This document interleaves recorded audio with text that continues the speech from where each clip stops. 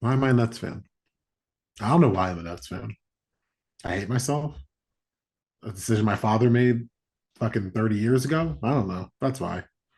Just see, What, see this. how, What you went through like 8 slides. You're like relax. There's only six total slides. Relax. that's three more slides than you're used to. Like I'm just shocked. First of all, I always usually do like five slides. Anyway, You're the point usually is, like here's the first slide. Click. That's the show, everybody.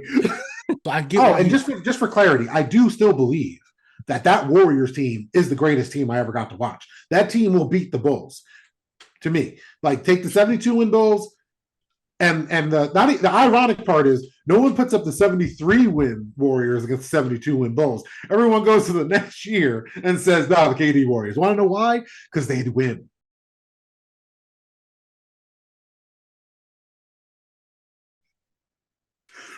What was actually going Welcome back, ladies and gentlemen. It's another great day to discuss other people's excellence. I'm the unforgettable one himself, Mr. Brett Carroll. Charles is always daydreaming, and we're two guys that get paid by Prokhorov to give you some Nets propaganda. All right. This is a pod that we were dreading of doing, but it's something we have to do. I legitimately forgot this is what Brett told me we were going to do, and I just came on here completely thinking going in here cold about like a football topic, like we're just going to bitch about football like we usually do. And I'm very depressed because I saw the Nets and I'm like, God damn it! Like I thought I was in the clear for a little bit longer, but how is it already the trade deadline? How is it already? As of this recording, the trade deadline is a week from today.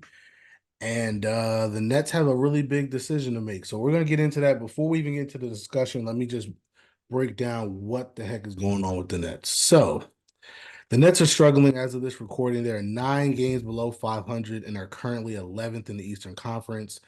The future does not look bright as this team looks to be in a dogfight just to make the play-in tournament. The front office has a major decision as to what to do with the team come the trade deadline. But to be honest, it looks like it's a lose-lose situation no matter what. And The one editorial change to what Brett wrote. The near future doesn't look that good because as far as pretty much after 2024 draft, I'll say at that that time demarcation, like I don't feel bad about the net situation going forward. If we make a trade for like a superstar, I'm gonna freak the fuck out. I'm not gonna Well, pretend. I want to see just hold on. So here's the thing. So we could just tank, right? Normally the Nets would be in a prime position to blow the team up and start over. They do have a lot of talented players on the roster that can get them a boatload of draft picks. However, blowing it up isn't as easy as it seems. For one, the Nets still owe the Houston Rockets all of their first round picks until 2027. So tanking will hurt knowing the Rockets will be the biggest beneficiaries of it. We don't Two, owe them all of them. There's the the swaps. 2024 is unprotected, 25 is a swap, 26 is unprotected, 27 is a swap. But basically they could own our first round pick basically till 2027.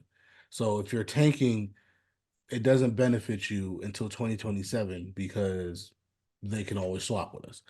And Two, tanking, I really just want to say because this is feels like a perpetual thing as a Nets fan. I stand by the tanking doesn't actually work. Like there's one or two instances of it working out in a way, but overall, look at the process, the most successful version of tanking, because you got Joel Embiid, and that's all you got. And they tanked for a lot longer than one draft to get Joel Embiid. So I just don't buy that tanking necessarily shores anything up. okay, cool. Let me just break this down. And then two, even though the trades do have nice role players, they will most likely go to contending teams, meaning the picks they get back will be late round picks, not early round picks. So don't tank. That's an option. But again, that's not that simple. By not tanking and staying pat, the Nets are essentially delaying the inevitable. Plus, the longer the wait, the more value of their prominent players drop. Trading them now will get them the maximum number of picks in return. Late round picks are still better than not having picks at all. Not to mention the way the Nets are playing, they're injury or two away from being one of the worst teams in the league anyway. They've had a disastrous December, a disastrous January. They won two of their last three, but overall they haven't been playing well. And realistically, they are an injury to a major like if Mikel went down or whatever, they're basically now one of the worst teams in the East, regardless. So it's not like they're a middle of the pack team. They're literally struggling just to make the play in now. So that's one problem. So the other option would be gold for gold. The final option is to be buyers at the trade deadline and make a move to bring in the final piece of what could be a championship roster. The Nets do have the perfect role players to aid a superstar to a championship. The problem is they don't have a superstar, and the other problem is it's almost impossible to get one without trading away all the great role players in the process. Also, as of right now in this cycle, this current cycle, there's no superstar available to get. DeJounte Murray is a guy that's been linked to us, but I don't think that's good enough to make us And good. he wouldn't be good enough. Okay, because me and you have switched roles in the last few seasons, and I'm more of the cynic these days. But DeJounte Murray, if we were good, right? If everything this season had gone right, with the exception of Ben Simmons, um, we still wouldn't be a DeJounte Murray away from contending. That's number one. Number two, you're showing the real person that we're alluding to that the Nets would go after. And again, even if we rob Cleveland and we keep all the players that we want to keep, right?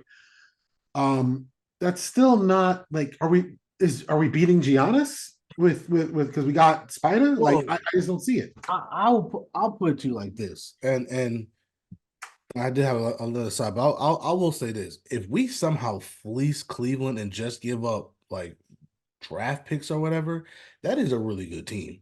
But that's realistically that's not going to happen. I mean, is it? Realistically, if It's a you're really good Cleveland, because I point. think Cleveland right now is the 4 seed. I think if you're Cleveland, and by the way, I don't think Donovan Mitchell's getting traded. He's balling. The team is balling. They've won 11 out of their last 12, right? So there's nothing for him to really say, trade me in the next week. You know what I'm saying? And even if he did, even if that, because I think that's another thing.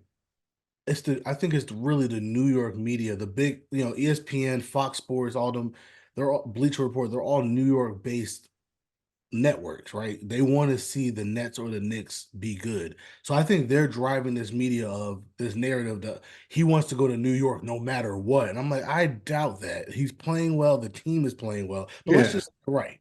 Let's just say they're right. One, Knicks have better assets to give than we do right now in terms of being able to give assets without gutting the team. And two, but and hold on, real quick.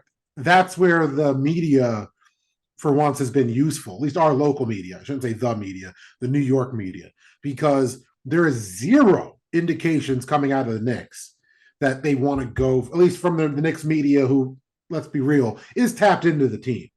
Like the reporting is usually 80% right. Let's be real. So, like, they are more interested, the Knicks, I mean, are more interested in their missing Villanova piece in Brooklyn than they are Spida in Cleveland. right. So there's a more realistic, and air quotes on realistic here, guys. There's a more realistic version of this trade that's a three-way trade that we get Spida, give up McHale, and that's some machination But because again, the Knicks, that's my point. That was the point. That's the point I was getting at. yeah, I Any agree. every trade for Spider is really that conversation has to start and end with Mikal Bridges. And the whole point of getting Donovan Mitchell, it would be to pair him up with Mikal Bridges. So again, it Yep. doesn't make sense. No, So I'm of the blow it up. Like, listen, I said it on here months well, ago. see, this what You went through like 8 slides. You're like relax. There's only 6 total slides. Relax. that's three more slides than you're used to. Like, I'm just shocked. First of all, I always usually do like 5 slides. Anyway, You're the point usually is, like, here's the first slide. Click. That's the show, everybody. so Sean Marks has a tough decision to make. I truly believe this is why you should have fired him because he does not need to be the man making this decision. Um, but that's neither here or there. He's here, so I'm gonna let you go, and I'll let you go first. What do you think they should do? They should blow it up. I really think they should blow it up. Your whole Sean Marks vendetta is fine, but at the same time, like, he's rebuilt with less before. But the reason why I see, well, that's funny that you said blow it up because like a week or two ago you're like, no, I don't want to keep seeing. But anyway, no. I'm. You have to keep it above. I've been very consistent with, like, I need to see results. Like this isn't like a, oh, don't blow it up, because I was disagreeing with you because before this 11 game stretch when we were talking about it, it was like a they're hovering like 3 games below 500, which in the NBA in December, okay, you know what I mean? Like give it some time, because just as you point out, if they would have went on this 11 game run and won, or 12 game run and went 10-2, this is a different podcast right now. So I'm right. I'm just sitting here being honest, saying, hey, even if like Ben Simmons gets healthy, you're fucking right. Like gets healthy.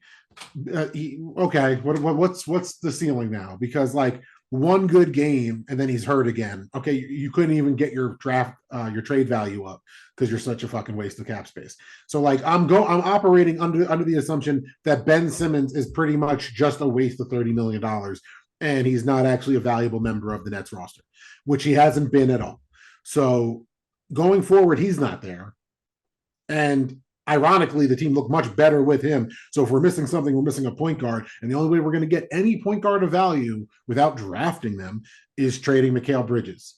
So I don't, you know, I mean, like that's the reality of it. Well, a lot of I people think the DeJounte Murray trade because it was like Spencer Dinwiddie in a pick or two. So I mean, I ain't giving up a fucking pick for DeJounte Murray. I'm sorry. I don't want him. Like he's not that important. First of all, I agree. The one thing they cannot do is be buyers. That makes no sense. I blow it up. How would I blow it up? Is the real question. Because I said blow it up, but you're like, okay, well, what would you do? Trade Mikal, and if they want to include Cam Johnson, I don't know what kind of contracts that would include then. But if we can move Mikal to the Knicks, I'm not. Oh no, we can't do business with the Knicks. You know, if the Knicks want to give us 4 picks and they have a chance at a run, okay, they're already better than us in this moment. I like if they win a title, the idea that we're not going to give the Knicks a title because then we have to hear about it. If we're trash and the Knicks are making the playoffs, we're going to have to hear about it. Our fit, like what you said in this slide right here. Live with it. If the best move, not only for the organization but also for the player, I want to keep it real. Mikal, we like Mikal. There, like, it doesn't seem like anyone dislikes this guy. So if you can hook him up, do right by the NBA in a sense, right? You hook him up with all his Villanova cats and give the NBA, because that's not just Knicks fans, us fans, sports fans love stories like that. Goodwill, right? Get the stink of stupid Nets shooting themselves in the foot. Get a haul on picks, like you said. They might be later picks, but if we get 4 picks, that's 4 picks, and if it's 4 Knicks picks, that you know, hypothetically, the win-win for both teams would be they go on a run this year, they're trash in 2 years. Like that would be the ideal for both teams. But that's the move I'd make. I'd start there and start blowing up the team. I don't think I'm not as high on Clax as I was coming into the season. He frustrates me with his rebounding. That's the best way I can say it in a honest way, in a not overly critical way. He just misses rebounds that I'm like, yo, if you want to be this guy, you have to grab these boards. And he doesn't really do it. It's not like he's a consistent offensive threat. So I don't feel like he's some type of untouchable person. And we flip Mikal, and then we see what else we can get and get the most for everything else. And at the end of this, if we're tanking and we give the Houston Rockets the first pick, whatever. If we have if we have an OKC amount of picks going into this summer, 2024 summer, like that's what I was saying to you last year. Like, okay, so us not blowing it up before this offseason, whatever. But I'm with you in the sense of like, but there's a small window here. Like I was only kidding on just for everybody else, because obviously Brett knew. I was only kidding when I was saying, well, it's only going to be year 1 of this team. Fuck that noise. Like, because again, I'm not even hating on these guys. Jock Vaughn hasn't done a great job. And the guys like Cam Johnson and Mikal, especially, they're in their prime of their career. If we can move them, get first round picks, like as in multiple first round picks, give them a good situation to go to, and that completely counterbalances all the negative bullshit of the superstars leaving and what Brett was alluding to for the negativity that surrounded that or could surround that organizationally.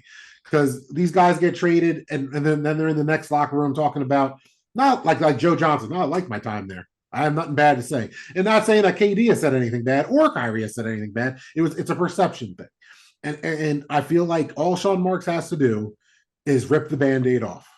The question is, will he do it? And I think that's the problem. I That think is the question. That's a literal $1 billion question right there. yeah, because like that's the so like Bobby Marks was talking about it. He said it was great that Sean Marks came in because he wasn't attached to the Boston trade, so he didn't care. Like it wasn't his mess. He was just the guy that was cleaning it up. Now it is his mess. Whether you want to blame him for where we are, whether you want to blame the superstars that left for where we are, whether it's a combination of both, at the end of the day, he's involved in it. It is his mess. So if he doesn't want to blow this up to save face, he's doing a disservice to the team, which is why I said from the beginning, like he's got to go because they And haven't his own just legacy. Like as the Sean Marks defender of us two over the last year or so, that's on him too. Because you're right. I agree with everything you said. I still stand by it's a both of them thing.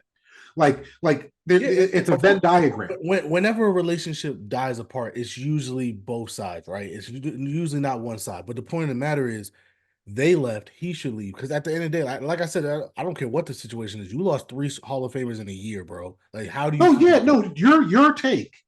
That part of your take, as you know, I never was like that doesn't make sense. No, that's as valid of an opinion as I had about last year just blowing it up with the superstars. I was like, dude, like this doesn't get better. Like I'm old enough to know in sport, especially basketball, which like soccer, it's a young man's game, and the old heads that exist for 20 years are the exception that proves the rule because there's a lot more players that burn out young that last long. So I'm with Yeah. you. I just Well, really yeah, think I'm just talking to the audience basically at this point. But the point is because I know there's a lot of Nets fans that do feel like, oh my God, no, we can't do it, we can't do it, we don't own our picks. And here's the thing I'll say about that: those are the same people that were saying get rid of Kyrie and KD. So, but you didn't care about the picks then, but you care about now. Like you can't have it both ways. If we can't have the it's not fun anymore. I want to like my team. I don't want to deal with the drama. I don't care about the backlash. Just get rid of them and then turn around and say, well, we don't want to blow it up now because we care about the picks. If you cared about the picks, you would have kept those guys on the team because at least you knew you had a puncher's chance no, there in. is that section you have to leave the lane because there is a section of fan that they really might just like this team and want to, and believe in. You know what I mean? Like just to keep it a buck, there are fans out there that really like Mikal Bridges, really like Cam Johnson, and No, they no, that's just true. But I'm talking about the people that are saying we can't blow it up because of the picks. And my thing is, and I'm only talking about because again, I'm talking about like the Nets Twitter, the Nets Facebook pages that we're on. oh no, I'm like, I know what you're I talking know the about. name. I see the names. I said, nah, y'all were the same people that didn't care about the pick. Because when we were bringing that up before, you said, I don't care, get rid of Guys, them. just be happy. This is grown Brett. Brett a couple years ago would have been spewing these people's names on here with the Oh quickness. yeah, oh yeah, but that's the point. It's like nah, I definitely remember you specifically at whoever you are. I'm not gonna say names, saying I I don't know. care. The funny part is I could probably say the name and he'll get annoyed that I actually said the Yeah, it's name. like you were the main one talking about get rid of these guys. You be damned with the picks. And so really, what happened is because Mikal played better than we thought he would play. Now we're holding out hope that he could somehow be our savior. It's like, bro, he's not our savior. He's not. Real quick, because you triggered me now. I just want to say, in hoops more than other sports, guys, listen. As a fight fan, the term casual gets thrown around all the time with UFC, MMA, boxing, right? It gets thrown around all the time because there's people that just see knockouts and that's what they like, and they just see highlights and they're like, oh, this boring. Otherwise, you get called a casual for it. In hoops now, people just throw casual around when you don't agree with their bullshit. And it's crazy because I've come on here, I'll talk to Brett. I admit when I'm like, yo, I don't really get this bullshit part of the X's and O's or whatever. I don't act like I have the biggest hoops IQ, but I have played. I know pro ballers. I know pro ballers that played overseas. I know semi pro ballers who've played in the city. You know what I mean? Like I know the game enough to know that this is a child's game, and it's the people that think it's so deep. The fan that's the fan that Brett is isolating. It's just in the Nets community. That was this fan that was talking about culture and all this intangible bullshit a year ago. That all of a sudden now is like, but we really have to think about these picks. Those are the same assholes that will twist up their lips and call you a casual when you disagree with them. They're the Yeah, same folks absolutely. because we're casuals when we criticize. It doesn't matter because you could criticize the superstars on your team. You're a casual because you don't appreciate their stats and all this other shit. And then when you criticize teams like this, and with Ben Simmons on it, and he has one game for out of 30 and he plays well, then you're a casual because you don't understand just because he didn't drop 30 doesn't mean he didn't contribute. Look at the stat line. It's almost a triple single again, but ignore that because it actually accounted for 27 points in total and all this other shit. Guys, like at the end of the day, it's basketball. There's five guys on a fucking court. Is it working? Because I didn't care. I didn't care when it was Kyrie, Kevin Durant, and an assortment of three other dudes. It wasn't getting the job done. Looking at this team, it's not getting the job done. So either we could lose and keep the team and still lose, or we could blow it up and still lose. But at least blowing it up, we get Here's our the picks. biggest thing too. Here's the biggest thing too, right? They can get a lot of picks. A Yeah. lot of picks. Mikal Bridges can probably get you. We've heard the rumors of the 4 picks, whatever. Let's just say it's 3 picks. If you get 3 for him and 2 for Cam Johnson, that's 5 already. Dorian Finney-Smith will probably get you a pick. Uh Royce O'Neal probably could get you a pick. Like, Royce O'Neal, Spencer Dinwiddie, and Dorian Finney-Smith from almost everybody that's an NBA insider at ESPN and Bleacher Report and Fox Sports say those three guys will net a pick each, depending on the right. trade, right? That's what I'm So, saying. but then it's funny. I didn't even account for Cam Johnson because I've only heard 4 picks attached to Mikal, whether that's 2 unprotected and 2 swaps or 3 unprotected in just every other year. Either way, it always accounts to 4 picks, some machination of 4 picks. So that's 7 first round picks over what I could assume is the next 3 to 5 years. Right, Like, and that's what I'm saying, and that's the thing, and that's on the low end. God forbid you get the 4, and let's say Cam Johnson gets you 3 or whatever. The way I'm looking at this, you can get anywhere from 6 low end to like maybe like 10 or 12 high end. And that's just those. That's just for those 5 guys. That's not touching Cam Thomas. That's not touching Clax. That's not touching Day'Ron Sharpe. So you still keep your young homegrown players. You're just getting rid of the veterans on the team that contenders would want. And so again, if you have that many and picks you free up cap space, like just to throw and that you out. free up cap space, so if you have that many picks, you can go ahead and redo the team. You could trade for a superstar later if you want. You could trade up in the draft if you want. You could sit there and say, "Oh no, we're never making a trade again. We're just gonna draft these players." Fine. That 10 picks, that's a whole team right there that you can draft. Whatever. Well, if we got 10 picks like in this little window, right? I say offer 5 right now for like LaMelo Ball. Right now, just offer, just say, hey, Hornets. You said he's untouchable. What does that actually mean? But I don't Like, even think you need to do. I don't even think you need to do that. I think I just know like the real first team star point guards aren't aren't the rest of the league. There's a bunch of really good point guards in the National Basketball Association. Like every point guard in the league would be a star overseas. So I'm not saying that, but the actual transcendent talents that you need, like Lamar, Lam, La, La, LaMelo. Lamelo Ball is different. Like Trae Young is one that I jokingly throw out to Brett because he just doesn't want that to happen. And he's like, the fucking fans will never shut up if we get Trae Young. And I understand all that. He's still up there. But like I wouldn't rank him as high as a LaMelo Ball. I'm just trying to throw out the better of the young guys that we could hypothetically trade for. I mean, And just you wouldn't even do it. You would just say I go don't, young. besides LaMelo, and that's if Charlotte would even want to get rid of him. I don't even think there's a guy out there unless John Morant gets in trouble again and Memphis is just done with him. But I don't even think there's a guy out there. But again, that's my point. You have all these the next young superstar point guard in the draft, move up and get him. You can do that. And it won't take 5 picks. It'll take maybe 2 or 3. You can move up and get them. But the point of the matter is, I think they have to make this move. And if Sean Marks doesn't do it, and we keep hearing all these rumors that they've turned down Mikal Bridges trade demands, and that Mikal Bridges isn't for sale, to me, that's Sean Marks saving face. Or to be fair, he's human. He might have said, "Bro, I did this already. I'm not trying to do this again." Cool, but that means you got to go, bro, because that's what No, if no, that's what I don't think it's that. This is 100% speculation because when I saw what you sent me, or I guess it was on Bleacher Report, the report that Sean Marks turned down the picks from the Rockets, I didn't view that as a blanket. We're not trading McHale within the league. I took it as a fuck you to Houston. Like, I think it's the more. reason I say that because there has been room, like they've been saying all along that McHale's untouchable.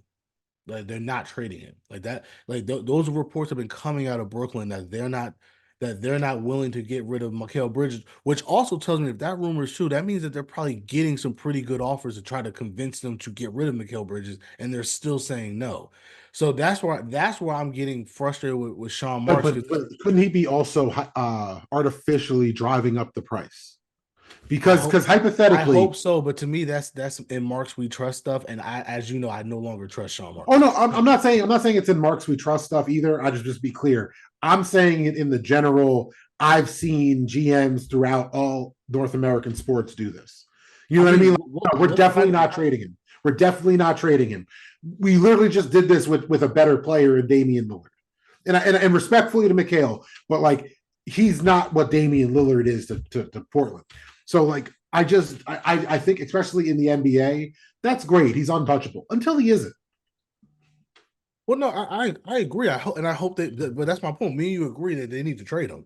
But if they Oh don't yeah, trade him, I if think they it's. don't trade I just him, think he's bluffing. Just to be honest with you, if he I hope you're right. I hope, and my thing is this: Joe Tsai, if he does not trade Mikal Bridges or anybody this in a week, you have to fire him because he's holding back. our white friends are going to be like, when are they going to call for Jacques Vaughn's job? Like any other, they would be like any other coach. These motherfuckers be on here calling for his fucking job, and here we are. We're talking almost a half hour. We ain't brought him up once to get replaced. Because to me, who cares? Like a better coach isn't going to fix this team. No. I disagree. If we had Ime, I think we'd be better. Oh, but how much better? That's the point. Like how much better? I think we'd be a playoff team right now. I think we'd at least be the eighth seed. But okay, but like we're 2 games out of the AFC now. Who cares? I'm saying, dude, perception is reality. If we were floating between 8 and 4 with Ime, there'd be a completely different vibe around this team. And also the butterfly. But see, I guess that's my thing. That's my thing too. Like, Would Cam Thomas be better? What do you think Cam Thomas would be better if we had Ime? Stuff like that. I don't know. I'm not. I didn't mean for you to actually answer that. I'm saying those are the intangible stuff that we don't know. Mean, I guess my point is I don't think Jacques Vaughn's going to survive after this year anyway. So I don't care. But just to keep it a buck, he shouldn't. Okay, but my thing is I don't. My thing is this team's just not that good. I don't think Sean Marks survives if we don't trade McHale. So like just to be clear, because I know, especially when we talked about Marks in the last couple of Nets propaganda pods, I've been in Marks we trust guy, and historically speaking, as a Nets fan, I am that guy. But in this case, if he doesn't make these moves, that's his job. Like, and I don't mean that like, oh, that's his job to make these moves. I mean, like, quite literally, he can't survive that. Short of some unforeseen, insane offseason that like Marks is like, just wait, which is impossible. Like there is no path to that in this offseason that is visible from right now. Like you can't predict people demanding trades that from situations that haven't occurred yet.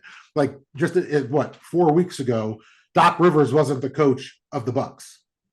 So shit changes. So if he doesn't make these moves, if we don't get all these picks, like if somehow we keep McHale, but we trade other people and we end up with a load of picks, perhaps. You know what I mean? I'll give him that. If we make all these other moves and we walk out of the trade deadline with 4 picks and McHale, okay. You know what I mean? Like that's a little bit more. But I guess my thing is that's probably is what they're gonna try to do. But again, what is that doing for us? I guess I think it's just trying to keep a good player on the team. Like it's just why? But that's my point. For what reason? My thing is because in the NBA, as you preach, dude, like I'm trying to keep the consistency from the last couple of years. If you get to the playoffs, you don't know what else is going to happen. No. If you're a good team and you But get I'm to saying if we keep Mikhail on the team, we get a shit ton of picks, we build. It's the NBA. All you need is a couple of pieces to be competitive. yeah, but those pieces have to be good pieces. And what we know about Mikhail is he's not a number one option on a I didn't championship say team. he's the number one option, but He's probably not even a number two. So my point is you need to get two superstars. By the way, trading everybody else is not going to give you the assets you need to get the two superstars you no, need. I agree, but we're not gonna like both outcomes don't have that in the cards right now. Either we blow it up and we're far away from the championship, or we keep them and we're still far away from the championship, but we at least have a watchable piece. But I guess my point is for the sake of what? Because my thing, like I said, Mikhail especially, his value is going to go down every year. No, He, I he, agree. I'm not. so my thing Again, I'm is, not if you saying can keep him. get 3 to 4 picks for him now, it makes zero sense to not trade him now. Because this time next year, he's probably going to only be worth 2 picks. That's I agree. like, We're agreeing. We're in agreement, sir. Like I agree with you. I'm playing the devil's advocate. Is that the only savable path for Marks to keep Mikhail is acquire all these other picks?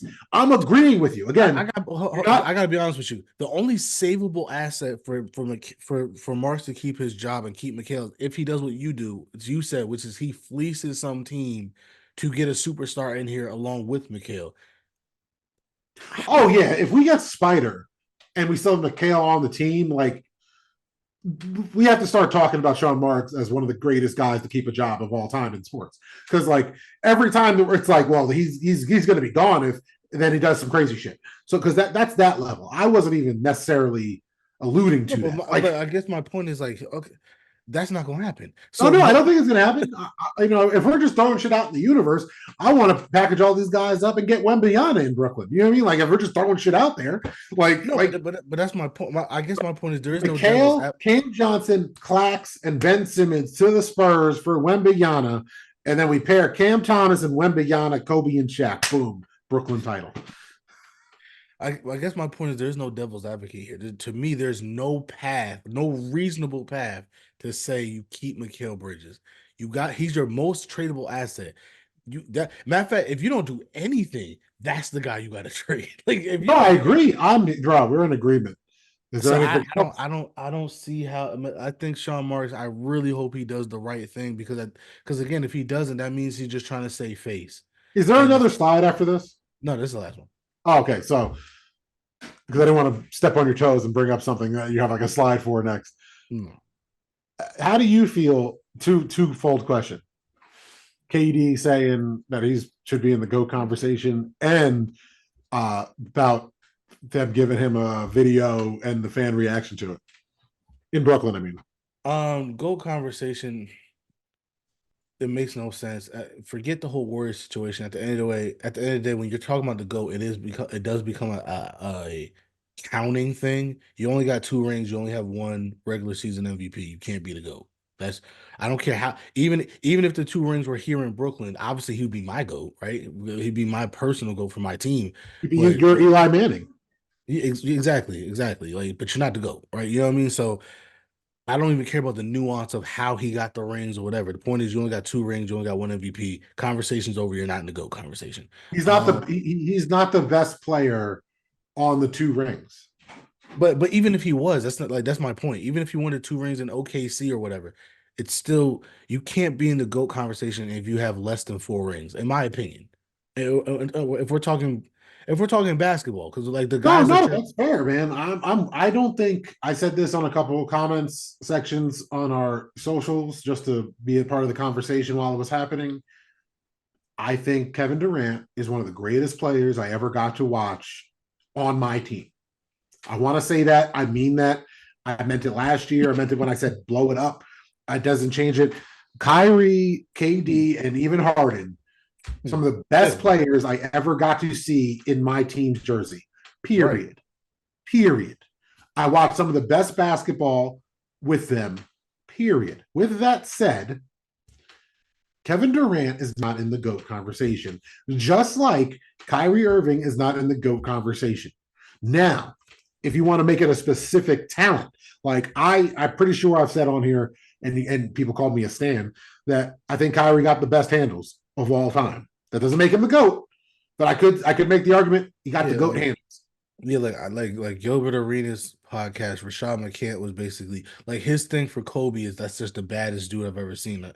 I'm like, and I get that I get Oh, that Kobe point. stands are the worst. I was talking about Kobe stands before. Well, here, if you want to cold open, when I was talking about people calling people casuals and all Yeah, this shit, I it's was Kobe. talking about Kobe stands. The Yeah, Kobe stands are the worst. and Gilbert brought it up, and I thought the same thing. I was like, bro, I get it when you played, right? When you played at a high level, you said, you know what? I don't care what none of y'all said. I played against the best of the best, and that dude is the greatest player I've ever played against. I get it. Like, there's nothing wrong with that option, right? But at the end of the day, it has to be more than that because if that's the case, Kyrie would be in the GOAT conversation. Jamal Crawford would be in the GOAT conversation. Oh my Those God, are Stephon Marbury. yeah, like Jamal Crawford is so good. He's from Seattle, and yet New Yorkers to this day claim him. Like, nah. He's one of us. Oh, no, 100%, 100%. You That's said how good I Jamal was like, no, Crawford. he's not. No, he's not. No, he's not. Like He's a that, horse now. Me and you don't even count technically as New York fans, and even we said that's not true. Like, yeah, like bro, not like that's what like if we're talking about oh, just the you forgot another local name. J.R. Smith could be in this argument then yeah, if we're like just that's what I'm talking saying. about If we're bad talking about just players. the baddest dudes. I mean, even football, right? What do they call Aaron Rodgers? That bad man. Aaron Rodgers, one of the baddest dudes we ever seen play. He's not the GOAT. Matthew Stafford is one. Period. I like, thank you for bringing that up. I think Aaron Rodgers, when it comes to talent on the football field, is comparable to KD's talent on the court. Both men, you could drop on any team, and that immediately improves that team from any time period. I met that with Aaron Rodgers in his prime in 2010, 2011, and 2012. And I mean that with KD in his prime, whatever you think KD's prime is, because he's one of those guys aging that arguably one of his best seasons was on the Nets. So, Mhm. period. So I'm Yeah, so saying they are. so that yeah, he just so I get Oh, what and you just for clarity, I do still believe that Warriors team is the greatest team I ever got to watch. That team will beat the Bulls to me. Like take the 72 win Bulls, and the ironic part is no one puts up the 73 win Warriors against 72 win Bulls. Everyone goes to the next year and says, "No, the KD Warriors." Want to know why? Because they'd win. Hey everybody, it's Stanford Brother One himself, Mr. Burt Carroll, back again. Okay, so me and Charles were talking for like almost an hour after the video. Uh and we had some technical difficulties and some other things. So the video is just gonna cut there. Um Trust me, it's an argument we'll probably have again. It's an argument we've had multiple times. It's an argument we're probably gonna have till we die because it's just something that we just don't see eye to eye on. So sorry about that. We had some technical difficulties. So yes. So for Charles, he is at not to Chuck D on all the socials. I am at never for Brett me on all the socials. That's NEVA underscore the number 4BRETT underscore ME. We are at the underscore dope blog on Instagram and Threads. We are the dope blog all over on Twitter. And because you're watching this on YouTube, please like, share, and subscribe. And join us next time as we continue to give you some Nets propaganda. Go Nets. Blow the team up. Sean Marks. Do the right thing. Deuces.